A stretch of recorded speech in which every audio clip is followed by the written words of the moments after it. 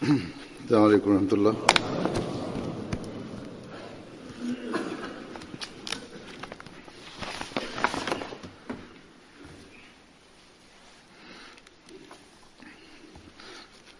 أشهد أن لا إله إلا الله وحده لا شريك له وأشهد أن محمدا عبده ورسوله أما بعد فأعوذ بالله من الشيطان الرجيم بسم الله الرحمن الرحيم الحمد لله رب العالمين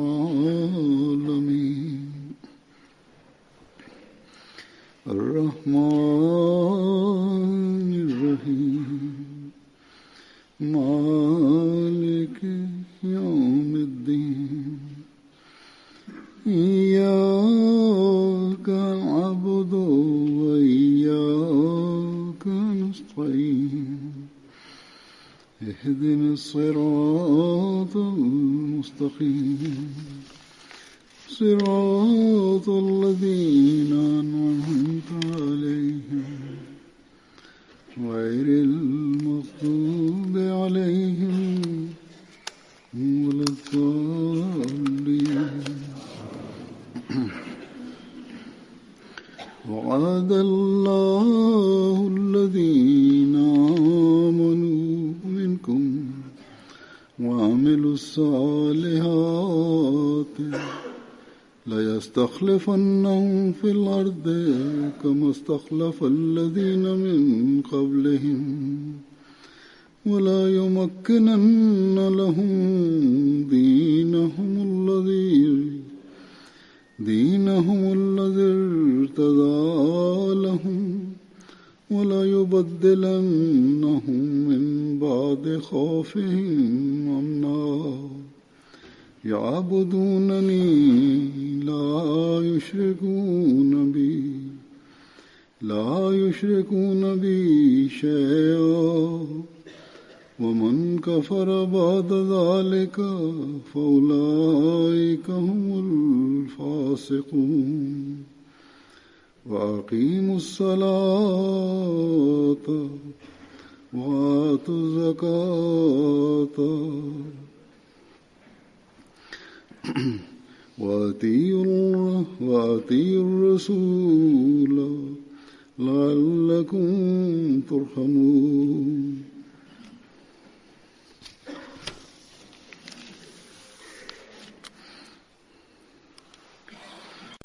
Bismillahirrahmanirrahim. Huzur kaže, prevod ovih ajeta ovako glasi: oni od vas koji vjerujete i činite dobra djela, Allah je sa takvim ljudima dao obavezu i obećanje da će oni sigurno biti uspješni nasljednici na zemlji, kao što je Allah odredio nasljednike prije, i od njih religija za njih koju je Allah odredio za njih, izabrao za njih. Oni će ojačati tu vjeru i on će im pomoći da ojačaju tu vjeru i on će promijeniti njihovo stanje straha u stanje mira. I Allah kaže, oni će obožavati mene i neće mi pripisivati nikakve drugove. A poslije toga, ako bude nezahvalan, onda su to ljudi koji su neposlušni. Obavljajte namaz i dajte zekat i budite poslušni poslaniku da vam bude pokazana milost.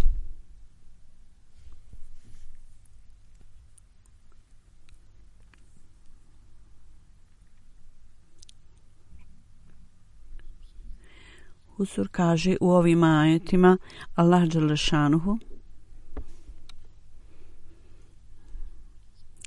u pogledu jednog obećanja koje je spomenuto i treba biti jasno da je Allah dželle šanuhu dao obećanje. Ako se ovako dogodi na ovaj način, onda će Allah dželle šanuhu vas blagosloviti blagoslovima, a to je dar hilafeta, kao rezultat kojeg ćete dobiti snagu i moć i poslije perioda straha dobit ćete period mira. Dakle, ovo je obećanje, ovo nije predskazanje. Sigurno će Allah tako uraditi. Allah nije spomenuo, on će sigurno dati i on će dati za one ljude koji uspune ove uvjete. Za ove uvjete, ove su onda je dato takvo obećanje. Koji su to uvjeti? Allah kaže da ovi ljudi treba mene da obožavaju i da se uzdrže od pripisivanja drugova sa Allahom dželešanhu potpuno. Ne samo da će obožavati mene, Allah kaže, nego će se uzdržati od pripisivanja drugova Allahu.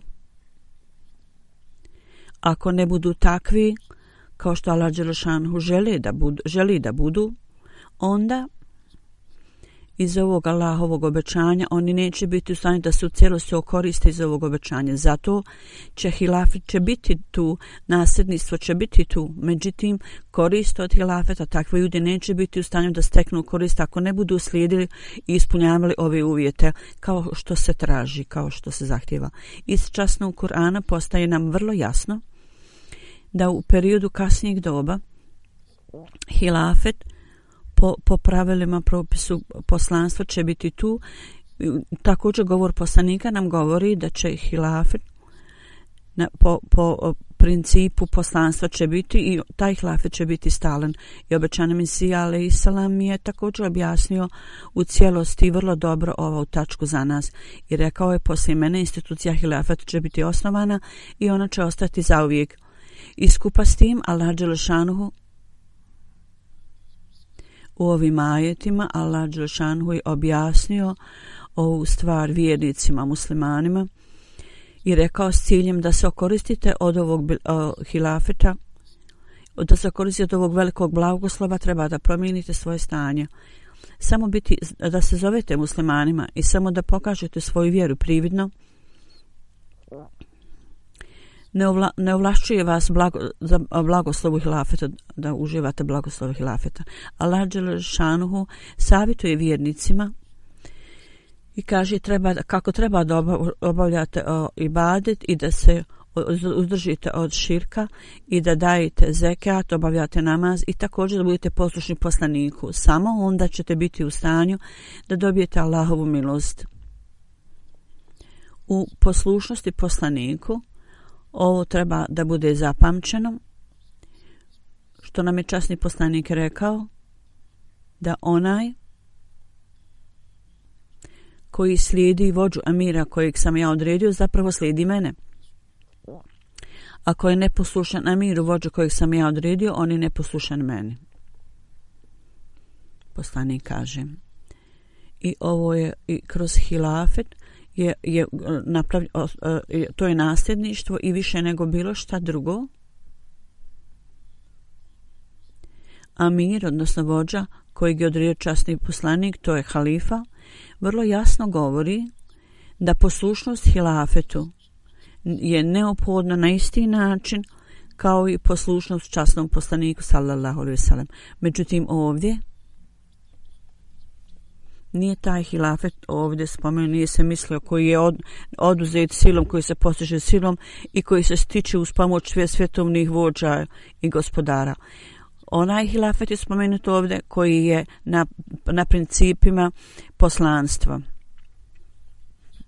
i u pogledu kojeg časni poslanik sallallahu alejhi ve sellem je vrlo dobro objasnio i učinio jasnim o hilafetu koji će biti osnovan poslije dolaska obećanog Mesija alejhi selam. To će biti istinski hilafet. Jer Mesih Maud će biti najbolji od nasljednika i doći će na kraju. I onda ovaj hilafet se neće boriti, neće voditi bitke i neće činiti nepravde. Zapravo, oni treba da skrenu pažnju na ovu stvar, da osnujete instituciju namaza i ibadeta i da iskrenu pažnju na ovu stvar, da radi propagiranja religije i radi ispunjavanja odgovornosti prema drugim ljudima dajete zekat i posvetite pažnju na finansijsko žrtvovanje. Tako Ova institucija hilafeta se samo nalazi u Ahmedija džematu u ovo vrijeme. Slično, poslušnost poslaniku, jedna svrha je da budete vezani u jedan lanac. To samo može biti ostvareno kroz hilafet. Drugi muslimani, nema sumnje, oni obavljaju namaz, međutim, zbog nedostatka jedinstva među njima, njihova srca su zbog toga rastavljena. Uprkos tome što imaju isto vjerovanje, da ne idemo u detalje, oni pati od razlike i podjela i njihove vođe radi svojih položaja, radi svojih ciljeva. Sada ulema zbog političkih ciljeva uvijek među sobom se svađaju. Isto je stanje onih koji ih slijede. Oni ljudi koji slijede ove ljude. Prije nekog vremena u Pakistanu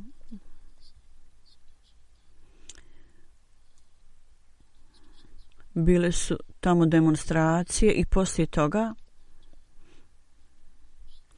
dvije grupe muslimana su se posvađali. Neki u ime Lebejke ja Resulullah s ciljem da ostvari zapravo politički neki cilj, a neki u ime Hatme Nebuvata. Oni su nastojali da postanu popularni. I cijela ova stvar je bila pokazana na televiziji. Pakistanska televizija je pokazala cijelu ovu stvar. I uprkos tome, oni ljudi koji slijede ovakve ljude, ovakve vođe, ne razumiju ovu stvar. Ko su ljudi koji oni slijede? Jesu li ovi ljudi? Hoće li ovi ljudi postati izvor i povod ojačanja vjere među generacijama? Hoće li im ovi ljudi dati ispravnu uputu?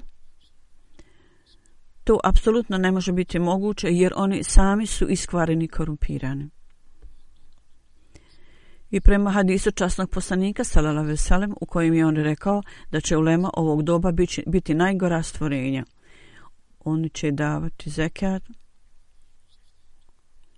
ili je rečeno oni ne znaju upotrebu toga za koju svrhu treba to da se upotrebljava. Iako vlada tvrdi da je to, kaže mi to trošimo u korist siromašnih ljudi, međutim niko ne zna.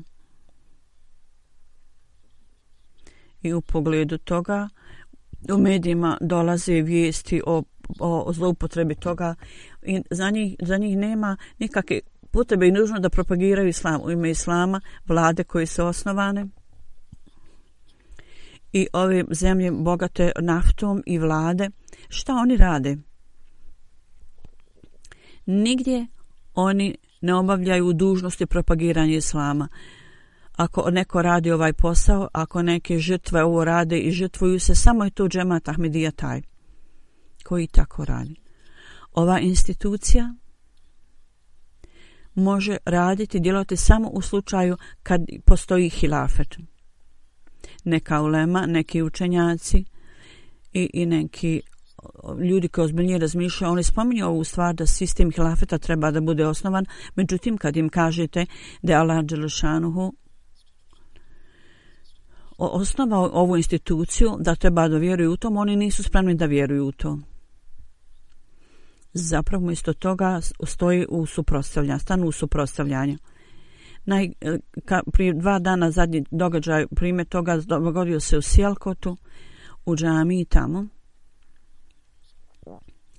I džamija i u dodatne zgrade, policija i uprava i jedni i drugi su to dali potporu tome i možemo reći da njihovo vodstvo hodže i neki sledbenici, oni su napali ova mjesta naša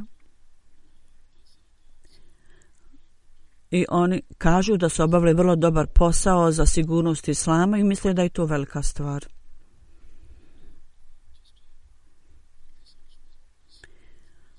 I prije 2 dana je ova kuća svakako bila zapečačena i bez ikakvog razloga. On nema nikakvog razloga ili opravdanja.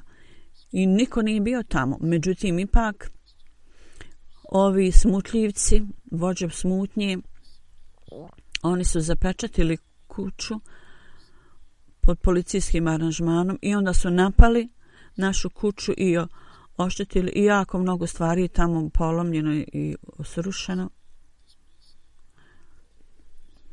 Ovo mjesto je bilo tamo više od 100 godina, tamo je bila kuća i džamija. I nema nikakvog opravdanja da oni sada ovo rade i oni su uništili minaret, valjda srušili, moramo sada da popravimo kuću. Ovo su ljudi koji su u prvim redovima da koji se protive nama i kažu da će i druge zemlje također oštetiti Hafiz, Kari. Oni pripadaju kojoj političkoj partiji. On je prividno Hafiz, međutim, on je potpuno lišen duhovnog učenja časnog Kur'ana. I ja, ovo je ono što je tačno, jer ovi ljudi, osoba kojeg je Allah poslao, kad oni toliko idu u njegovom suprotstavljanju, oni su potpuno onda lišeni učenja časnog Kur'ana. Prividne riječi koje su oni možda zapamtili, naučili na pamet. Međutim, s ciljem da se razumije istinsko učenje časnog Kur'ana, njihovi umovi nisu na tom.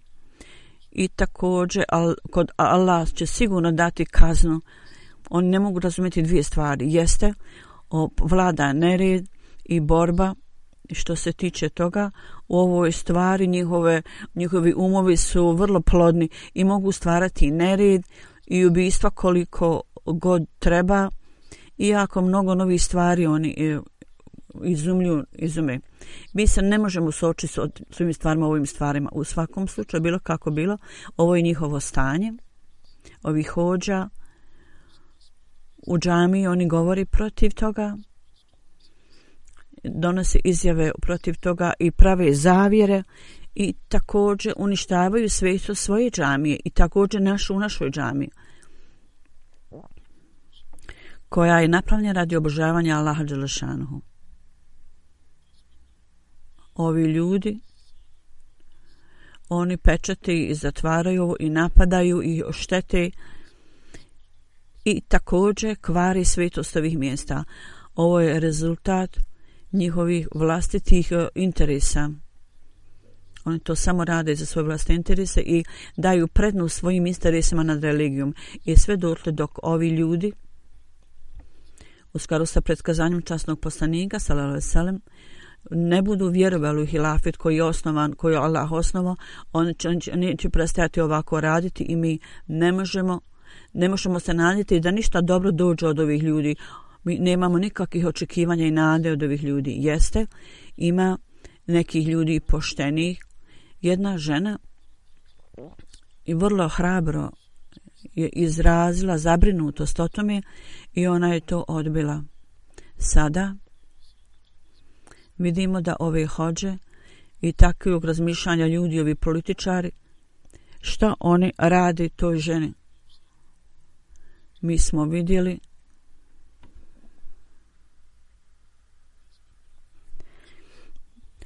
ovi ljudi toliko prate ove poštene ljude tako da oni moraju da povrate svoje riječi ili da se izvine. Dakle, što se tiče osjećaja,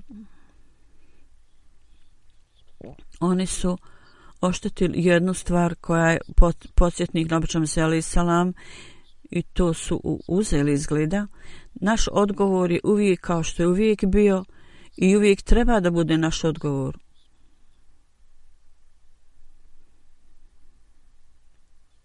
U prevodu, zaista sav moj bol i nemir i zabrinutost ja jednostavno predstavljam pred Allahom, svojim gospodarom.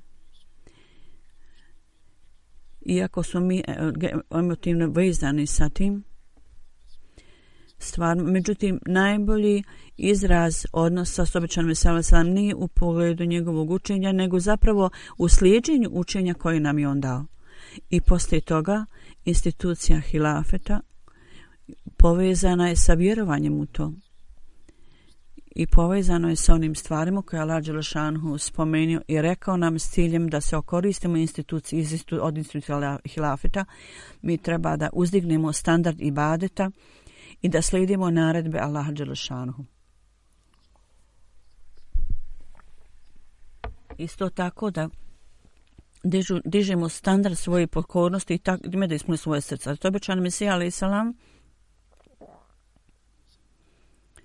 jednom nekoga je pitao pitanjem kakva je svrha dolaska halife.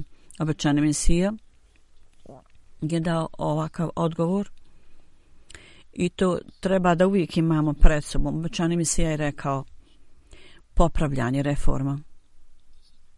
Ovo je svrha. I onda je također objasnio i rekao je od vremena Hazreti Adema ta generacija je započela. Poslije tog vremena ljudi su postali nekog vremena slabi i istinska svrha vjerovanja u časni Kur'an, oni su se udaljili, ljudi su se udaljili od toga i samo svojom milošću Allah dželešanu je kroz poslanika uputio ljude ispravnom putu i izvadio ih iz provalije uništenja. I kroz ovo je Allahova veličanstvenost pokazala o njegovu milost i tu je svjetlo upute i vjeri je dato to svjetlo i ta vjera je potpuno osvjetljena. I on kažu ovo je tradicija koja je cijelo vrijeme Allah je tako činio, dakle sunnet od Hazreti Adema, mi smo vidjeli cijelo vrijeme istu stvar tokom perioda vremena, tokom vremena. Ovo je Allahova tradicija i sunnet da posle prolaska nekog vremena kad ljudi zaboravaju učenje poslanika i ispravan put i svjetlo upute izgube to i mrak i nered potpuno zavladaju i bude potpun mrak, onda atributi Allahovi budu potaknuti i onda kroz veliku osobu, neko Allahovo ime, Allahova jedinstvenost i dobar moral ponovo budu osnovani i utemeljeni kroz potpuno shvatanje Allaha dželešanu, spoznaje Allaha, kroz hiljade znakova ove stvari budu pokazane ljudima i događa se da ovo razumijevanje koje bude izgubljeno, istina koja nestane, koja ode, ponovo budu utemeljeni. Muslimani su izgubili ovu vjeru i nemuslimani također. Zbog toga u ovo doba Allah dželešanu u skladu sa predskazanjem časnog poslanika poslao je Hatemul Hulefa i on je utemeljen, osnovan. I onda kao rezultat toga napravljena je velika duhovna revolucija. I ovo treba da vrlo pažljivo slušate. I u skladu sa ovom starom tradicijom, ovaj poredak je osnovan tako da osnivanje Ahmedija džemata je za ovu svrhu da budu pokazani sjajni dokazi Allahovog postojanja, da bude osnovan Allahova jedinstvenost i moral ponovo da bude osnovan temelju. Kao što vidimo, većina muslimana, njihovo praktično stanje je vrlo slabo. Oni obožavaju grobove, postavljaju drugove sa Allahom, imaju bezbroj novotarija i uobičajene su loše stvari, poroci i čitavi članci su napisani na ovu temu. Međutim, kao što sam rekao, onaj koji je bio određen u potporu časnom poslaniku radi upute, da ljudima dadne uputu i da ljude izvedi sa provalije zalutalosti. Ovi ljudi nisu spremni da vjeruju u tu osobu, tog čovjeka. Oni čine skriveni pripisivanje partnera Allahu i nemaju dobar moral. Međutim, obećan Mesija alejhi selam, zadnja rečenica koju sam ranije rekao, uvijek treba da nas učini potpuno budnim, da u skladu sa ovom starom tradicijom, sunnetom Allaha dželešanu, ovaj poredak naš, osnovana je naša zajednica,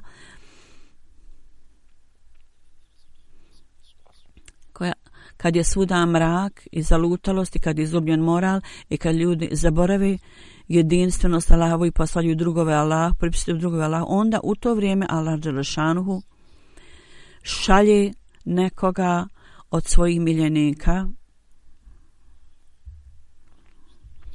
ko će obnoviti religiju i obnova religije se dogodi kao poslije toga. Dakle, vjerovanje u obećanog Mesiju alejselam, ako ne napravimo u sebi ove promjene, onda će ovo biti povod za veliku zabrinutost. Uvijek treba da u detalje posmatramo sebe, analiziramo svoje vladanje i ponašanje, da sa hilafetom, blagodati koji su vezane sa halifatom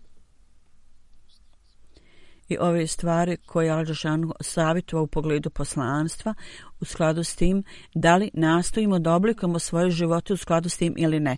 Kakvi su standardi koji treba da vidimo, da naš ibadet, kako obavljamo svoj ibadet i naš utemeljenje institucije ibadeta i namaza također, i također u svojim nekim ponašanjima, djelima, da li pripisujemo drugove Allahu, kakvo naše stanje u financijskom žrtvovanju, kakav je naš standard u pogledu poslušnosti. Sve ove stvari treba da vidimo i procijenimo. Da li Allah dželešanu i njegov poslanik sallallahu alejhi ve sellem, kao što je on želio, da li nastojimo ili jesmo li postigli ove standarde ili ne, jesmo li postigli ove standarde ili ne. I onda u ovo doba obećana Mesija alejselam,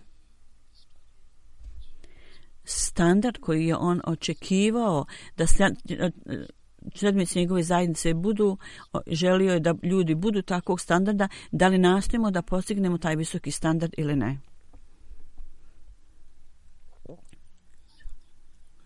Ova stvar u pogledu redovnosti u namazu, časni poslanik je rekao u hadisi spomenuto, da Hazret Ebu Hurajra radijallahu anhu kaže da je časni poslanik sallallahu alejhi ve sellem rekao na sudnjem danu, prvo pitanje koje će biti pitani ljudi je o njihovim ibadetu i namazima. Ako je osoba tu uspješna, onda će biti uspješan. I onda ako je njegovo ovo iznošenje izvještaj slab i nije zadovoljavajući, onda će ta osoba biti uništena i ta osoba izgubljena. Ako postoji slabost u njegovim obaveznim namazima, onda će Allah dželešanu reći, vidi, ovaj moj rob, on je obavio neke dobrovoljni namaze ili ibadet, onda će to biti nadoknađeno. Slično tome drugi stvari će biti provjerene i pogledane u detalju. Dakle, ovo je važnost ibadeta i namaza. Sada u ovo vrijeme zbog Ramazana ljudi posvećuju više pažnju, svi uglavnom, i dolaze u džamiju. Međutim, to ne treba biti samo u toku Ramazana tako. Allah dželešanuhu neće pitati samo u pogledu namaza u Ramazanu. Zapravo se ubrajaju, bit će osoba pitana namazu tokom cijelog života i to treba da bude povod zabrinutosti. Da Allah dželešanuhu je svojim robovima dao jako mnogo blagoslova i rekao, ako postoji nedostatak u obaveznim namazima zbog ljudskih slabosti, ponekad u ljudskoj prirodi je u uzdizanju padovi, ponekad nepravda. Allah dželešanu kaže, kroz dobrovoljne onda ibadet i namaze koje možda osoba obavila, onda to bude naknadženo u ime propuštenih manjka obaveznim namazima. I onda u jednom hadisu kaže se da Hazreti Ali, Hazreti Džabir radijallahu anhu prenosi, kaže, ja sam čuo od časnog poslanika da je rekao, ako neko napusti namaz, to osobu dovodi blizu onoga koji postavlja drugove sa Allahom. Širk je takva prijestup koji Allah strogo ne voli. Allah to ne oprašta. Je li moguće da nakon činjenja takvog prijestupa možemo dobiti blagoslov Allah dželešanu ili blagoslov hilafeta? Sigurno ne. Kako treba obavljati namaz? Stvarnost toga i kakav istinski standard toga. Spominjući to, obećani Mesija alejhi selam kaže: neki ljudi idu u džamiju i obavljaju namaz i drže se drugih temelja vjere, međutim Allahova pomoć i potpora nije uz njih i njihov moral i ponašanje nema promjene u tome. Ljudi koji obavljaju namaz, njihov moral također mora biti dobar i moraju u sebi imati pobožne promjene koje pokazuju da ovi ljudi obavljaju namaz, ovi koji tako koji nemaju toga u sebi, onda obavljaju samo na ceremonijalan način, nema stvarnosti u tome. Jer nakon obavljanja Allahovih naredbi, to je kao sjeme. Rezultat toga treba se pokazati na tijelu i duši osobe. Dejstvo tog sjemena, kao što sjeme kad proklija u zemlji i dolaze mladci iz toga slično tome, naš duh i naše tijelo i naš vidljivi moral mora biti vidljiv, rezultat ibadeta mora biti vidljiv. Ljudi nekad koji rade koji rade naporno, oni rade naporno i ako njihovo sjeme ne nikne, onda su oni zabrinuti. Šta se dogodilo? Ako ne klija sjeme i ne izlazi napolje, ne pojavljuju se mladice. Ovako je stanje isto tako ibadeta. Ako čovjek vjeruje da je Allah dželešanuhu apsolutno jedan bez ikakvog druga ravnog, ja sam objasnio ovu stvar na ovaj način. Oni koji prevode nekad meni dođu i kažu da koristim neke riječi nekad koje ne razumiju. Ako osoba vjeruje Allah dželešanuhu da je jedan bez ikakvog ravnog druga u svim svojim ibadetom i namazu, i ako postoji i slušaju, slijedi sve naredbe Allaha i objašnja koliko god može, međutim ne bude mu dato pomoći puno toj osobi od Allaha, onda mora vjerovati ta osoba da onda sjeme pogrešno. Ovo je stvar koju uvijek moramo imati na umu.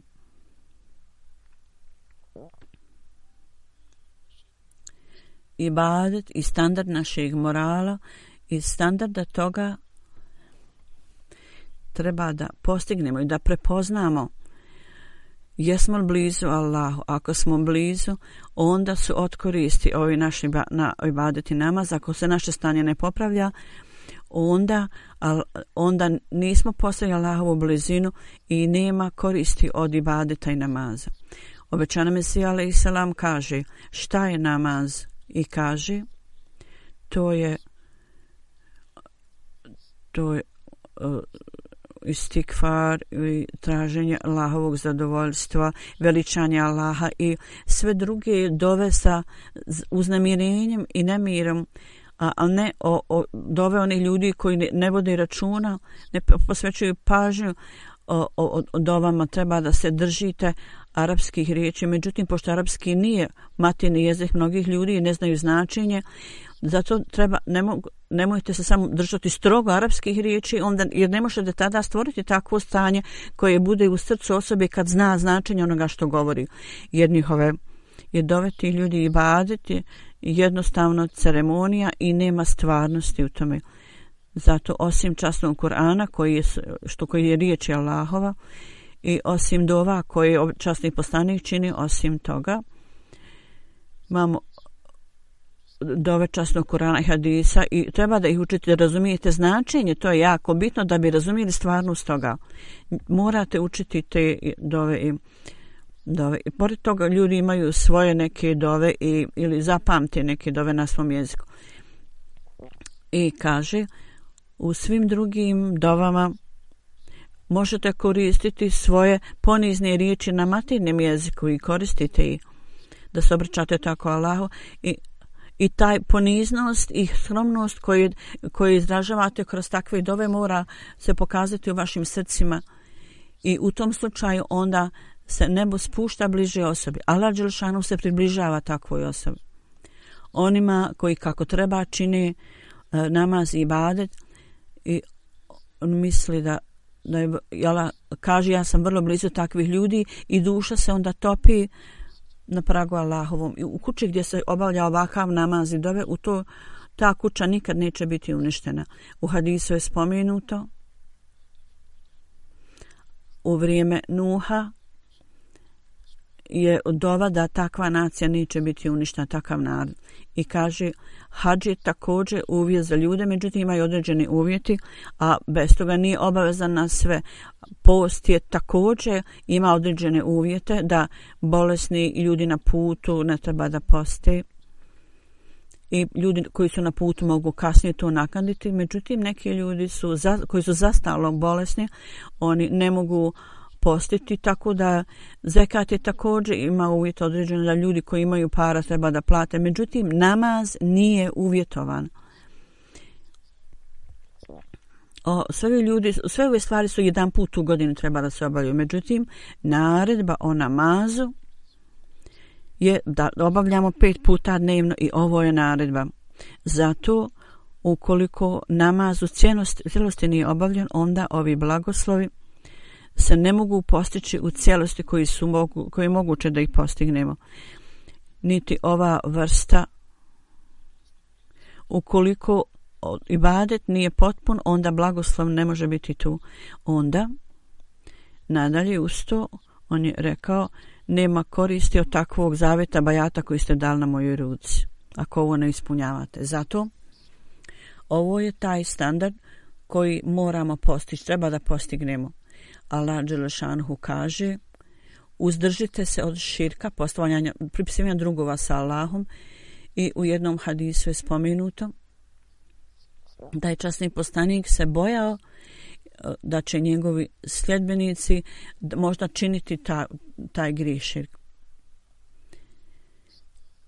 I u pogledu Sadad bin Suad pitali su ga o tome.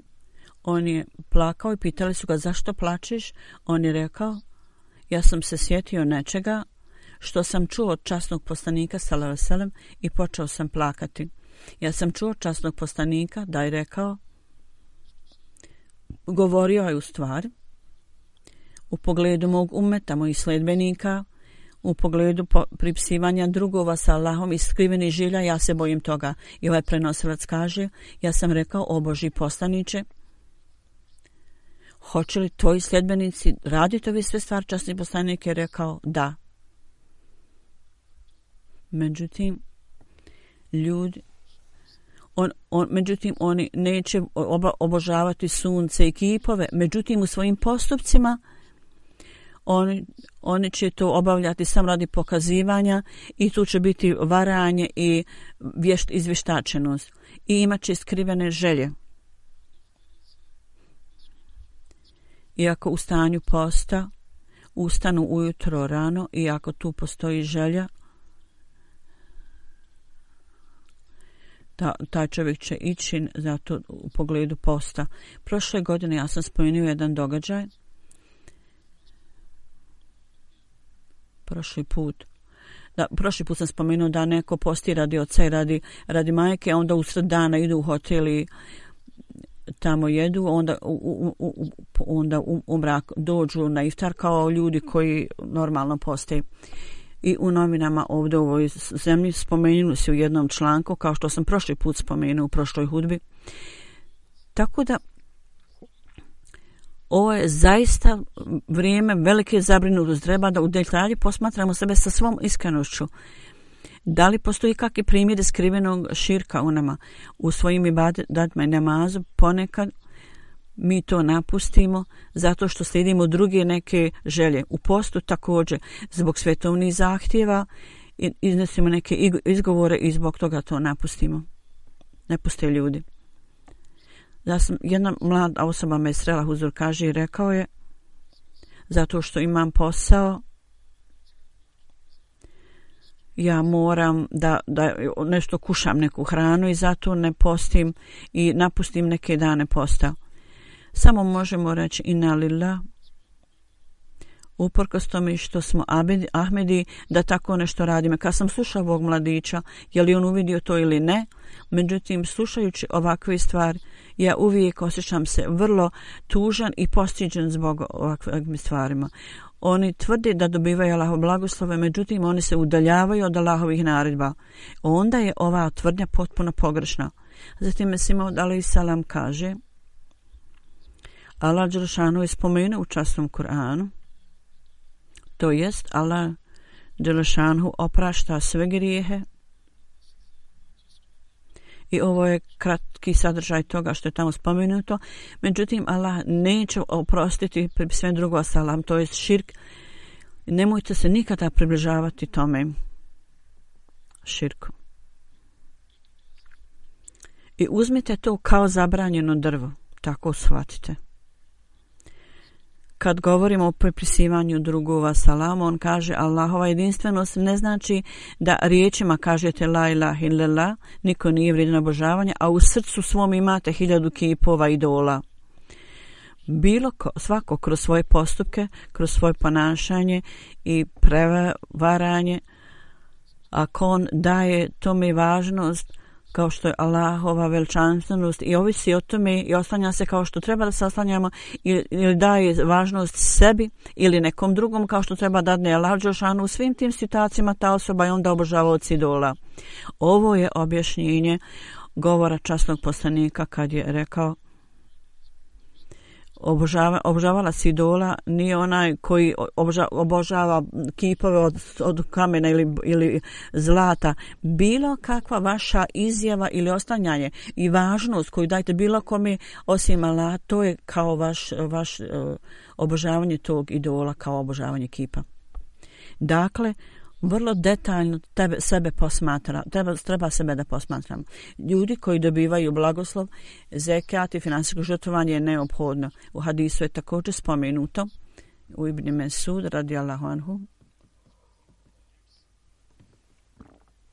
da Allah bude zadovoljan sa njim, prenosi da Allah dželešanu rekao osim 2 stvari nemojte se osjećati zavidni o tome, onome kome je dato imetak i on je sve to potrošio na Allahovom putu, i drugo, ona osoba kojoj je data mudrost, intelekt i znanje od Allaha dželešanu, kroz koje on odlučuje o stvarima i također istom znanju poučava druge ljude. Imam Hasan spominje da je časni poslanik rekao vaš imetak osigurajte ga davanjem zekijata i također postupaj liječite bolesne ljude zekijatom i finansijskim žrtvovanjem i sadakom. Skrinuta je pažnja na to. Oni ljudi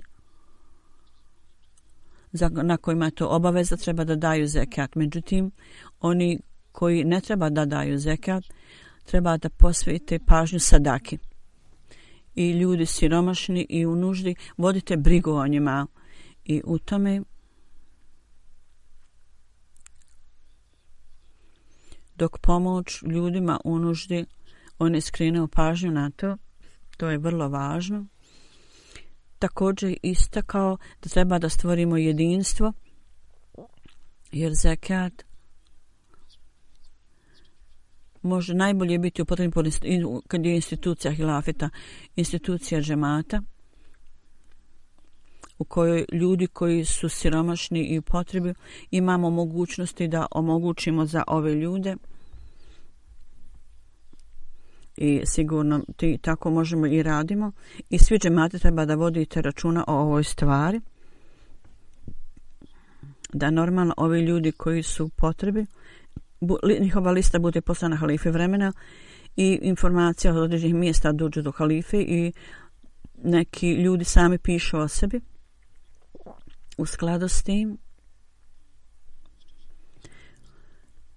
od uprave se traži da koristimo pare za to. Tako u Africi i drugim siromašnim zemljama džemat daje koliko god je moguće u skladu sa njihovim financijama. Omogućavamo sredstva za ove ljude, recimo za liječenje ili obrazovanje. Također bude data pomoć u pogledu hrane. Većina muslimana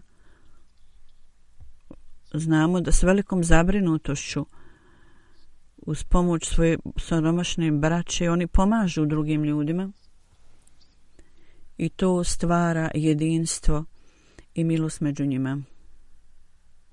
I ovaj odnos, kao što obećan Mesija alejhi selam rekao,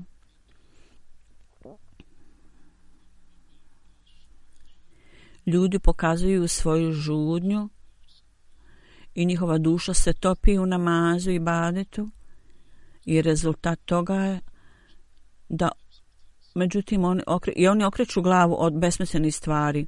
Oni obavljaju namaz predano i uzdržavaju se od nečistog života i oni su jednostavno kao da bi nemaju nikakve ljubav prema ovom svijetu, nego je sam njegova ljubav za ahiretom i oni troše na Allahovom putu i odbacuju besmislenosti i vode računa o namazima. Rezultat toga je da ako su bogati ljudi, oni troše na Allahovom putu. I rekao je, ovo je rezultat toga je da oni se okreću od besposlenih, beskorisnih stvari. Rezultat toga je da ovi ljudi su podsjećeni, se uvijek pamte i financijsko žrtvovanje, jer kad ljubav prema svijetu više ne bude kod njih, onda će oni sve trošiti na Allahovom putu. Čak ako imaju ogromne riznice, njih neće biti briga za to i oni se neće nikad uzdržati, zaustaviti od trošenja na Allahovom putu. Hiljade ljudi koji ne daju zekat, toliko je mjeri da siromašni ljudi njihovih zemalja budu uništeni. Međutim, ih nije briga za ove ljude.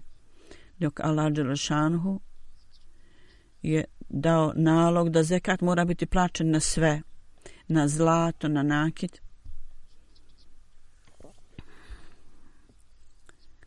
i na ostale stvari. Svi ovi ljudi,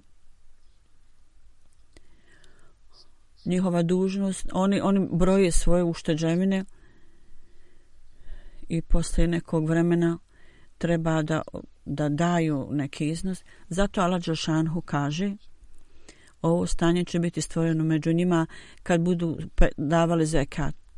Kad budu davali zekat, bit će u stanju da se uzdrže od ispraznih stvari i u svojim namazima će steći više predanosti i onda će kao rezultat oni se uzdržavati od ispraznih stvari. Kad budu tako učinili, on će posvećivati više pažnje financijskim žrtvovanju. Tako da sve ove stvari su međusobno povezane. On kaže drugim riječima, davati zekat, davanje zekat dovodi do toga i rezultat je da se udaljite od besposlenih, beskorisnih stvari. U namazima posvetite pažnju da se uzdržite od ispraznih stvari. Uzdržavanje od toga osobu odvodi da ibadet, vodi ka ibadetu. I onda je pažnja privučena na ibadet i imetak se ne smije koristiti na nedopuštene stvari, nego treba da se troši na Allahovom putu. Zato on je također izvukao zaključak da trošenjem na Allahovom putu osposobljava osobu da se uzdrži od jako mnogo besposlenih, beskorisnih stvari. Onda Allah dželešanu za one ljude kojima je dat hilafeta također treba da uzdignu standard poslušnosti. U jednom hadisu je spomenuto Hazreti Ibada radijallahu anhu. On prenosi, kaže, mi smo dali zavid bajata na ruci časnog poslanika da ćemo slušati i da ćemo poslušati. Bilo da nam se to dopada ili ne. I gdje god budemo se boriti s onim koji zaslužuje nešto i uvijek ćemo biti na istini i na ispravnim stvarima. I u stvarima Allahovim nećemo voditi brigu o bilo kakvom ponašanju nekoga drugog prema nama. Ako bude institucija hilafeta, i opet je spomenuto o hilafetu također, u hadisu je spomenuto, Hazret Ebu Hureyra radijallahu anhu prenosi da je časni poslanik sallallahu alejhi ve sellem rekao, teškoća i imetak i sreća i tuga, bilo da su data prava ili nisu, u svakom stanju treba da slušate naredbe upravljača i da to slijedite. To je neophodno. Ova stvar u pogledu poslušnosti, Hazreti Mesih Maud alejhi selam kaže, Allah dželešanuhu i njegov poslanik i kraljevi, slijedite ih i pokazujte poslušnost, jer ako to zaista budete tako slijedili, u tome je svjetlo i imat ćete zadovoljstva u duši. Nema nikakve potrebe za teškoćom u ibadetu. Međutim, uvjete da vaša poslušnost mora biti istinska. I ovo je nešto možda teško i treba da žrtvujete svoje želje. Bez toga ne možete biti poslušni. I ovo vaše razmišljanje o željama postaje vremenom kao kip u srcu mnogih ljudi. Sebične želje, ako sebične želje tu, one su kao idoli i kipovi. Ashabi, da Allah bude zadovoljan s njima, bili su tako blagoslovljeni od Allaha dželešanu i koliko su bili predani u poslušnosti Allahu. Ovo je istina da nijedan nacija ne može biti nazvana nacijom i narodom ukoliko nema duha jedinstva i jedinstvenosti među njima. Ukoliko ako imate ovo jedinstvo među sobom, međutim ako su ljudi podijeljeni u grupe, oni će ići nazad i neće biti su napraviti nikakav napredak. U pogledu muslimana on je rekao, razlog za opadanje muslimana je jako mnogo drugih razloga također, međutim ako napuste svoju razliku u razmišljanjima i budu poslušni jednom o kojem je naređena poslušnost, onda će Allah dželešanu imati svoju ruku nad tom zajednicom koja je ujedinjena. To je tajna. Allah voli tauhid, jedinstvenost, a ovo jedinstvo ne može biti osnovano ukoliko ne budete poslušni. Časni poslanik u toku svog vremena, ashabi njegovi bili su ljudi svog mišljenja i Allah je tako učinio. Oni su bili vrlo iskusni u stvarima upravljanja. Kad je Hazreti Omer radijallahu anhu i drugi ashabi, kad su postali halife i dobili vlast i državu, način kako su oni pazili na poslove vlade pokazuje da su imali vrlo posebnu odliku o donošenju odluka i mišljenja. Njihovo stanje je bilo da gdje god je časni poslanik rekao, što god je časni poslanik rekao, sva njihova mišljenja i mudrost i mišljenja, oni su to smatrali beznačajnim. Što god je časni poslanik rekao, to su oni uzimali za riječi koji su slijedili i slušali, bili poslušni tome. Dakle, gdje god je izgubljena poslušnost, oni su tražili, a njegove ashabi su tražili blagoslov od one vode koja bi ostala iza njega od abdesta. U svojoj poslušnosti, da oni nisu imali u odliku poslušnosti i da je svako smatrao svoje mišljenje najboljim, onda bi oni bili podijeljeni i ne bi bili u stanju da postignu ovako visoke položaje. Kao što sam rekao, ova razlika između šija i suni, kad bi mogla biti riješeno, mnogo stvari bi se riješilo. Među ashabima nije bilo nikakve razlike i sav napredak i oni su jasno pokazali da su bili potpuno jedini, zato su postigli takav napredak. Nisu nikada se borili jedan s drugim. Neki ljudi kažu islam se širio silom. Međutim, ja kažem da ovo nije istina. Činjenica je da su u srca ljudi su bili ispunjeni, oni su bili ispunjeni u svojim srcima osjećajem ljubavi i osjećajem jedinstva i tako su osvajali druga srca. Ovo je moje vjerovanje da sablja koju su morali podići, to je samo za samoodbranu i zaštitu. Inače, jer i da nisu podizali sabljom, oni bi osvojili zemlje dobrim moralom. I savjet koji dolazi iz srca sigurno utiče na srca drugih ljudi. Oni su postigli stvarnost, prihvatili od stvarnosti istinu. I nije bilo nikakve izvještačenosti ni pokazivanja. I to je bio uzrok njihovog uspjeha. Istinita osoba uvijek koristi ovo umjesto sablje. Časni poslanik sallallahu alejhi ve sellem i lice časnog poslanika imalo sve odlike ljepote i on je privlačio pažnju ljudi. I onda u njegovoj zajednici odlika poslušnosti časnom poslaniku je bila stvorena i takav je primjer pokazan koji je izvanredan. Bilo ko koji bi ih vidio, automatski bi dolazio tu. I ova vrsta poslušnosti je danas potrebna, jer Allah Đelešanu je odredio ovu zajednicu koja je stvorena kroz ruke časnog poslanika i običnog Mesija alejhi selama. I Allah je povezao ovu zajednicu sa zajednicom koju je stvorio časni poslanik. I napredak zajednice je kroz ove primjere ovih ljudi.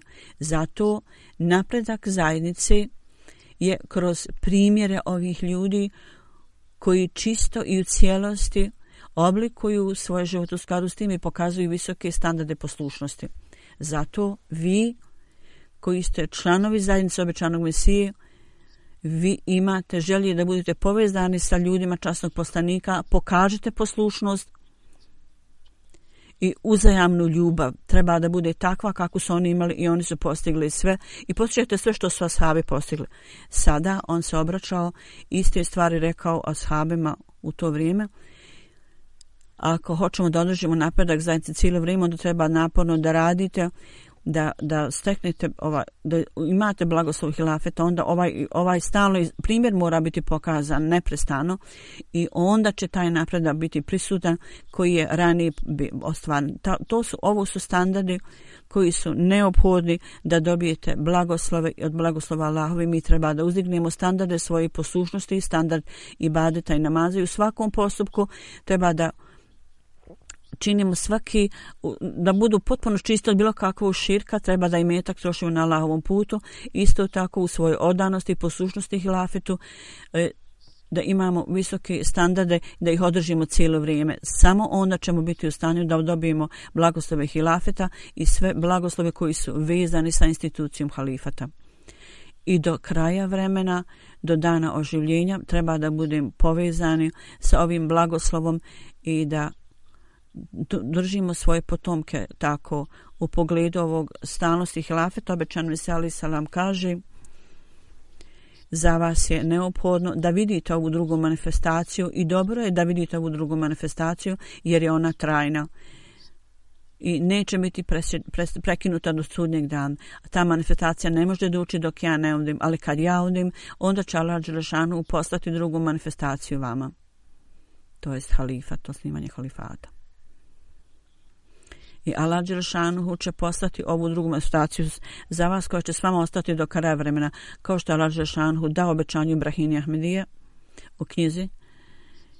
I to obećanje nije o meni, nego se zapravo odnosi na vas, kao što Allah Đelešanu kaže: ova zajednica koja je s vama, ja ću dati vama prednost nad protivnicima. Dakle, dan mog odlaska će doći, poslije toga dan stalnog obećanja će doći. Allah je istinit u svom obećanjima i on će vam pokazati sve što je obećao. Ako su ovo zadnji dani svijeta, jako je mnogo kušnji koje Allah šalje, važno je da ovaj svijet će ostati dok Allah, kako se Allah rekao, da sve stvari budu ispunjene. Ja sam došao kao manifestacija Allahove moći i ja sam utjelovljenje manifestacije Allahove i bit će i drugi ljudi koji će biti manifestacije druge ove manifestacije Allahove koji će biti njegovi predstavnici. Allah dadne svoje blagoslove za zadnjih skoro 110 godina. Mi vidimo manifestaciju ovih blagoslova i obećanja koja su data obećanom Mesiji. Mi vidimo da su ova obećanja ispunjena, da Allah Đelešanuhu dadne ove blagoslove svima koji dolaze u ovo obećanje, da Allah osposobi svakoga koji dolaze u zavid bajata i da na umu uvijek imamo ove naredbe i da neprestano budemo u stanju da se koristimo od blagoslova hilafeta. Zadnju sedmicu ja sam tražio dove za Pakistan. Ja ponovo kažem, pogotovo Ahmedi u Pakistanu treba da posvete pažnju dovama i ibadetom, obaveznim namazima i dobrovoljnim nafil namazima, da uvećaju obavljanje tih namaza, da nas Allah osposobi da tako učinimo.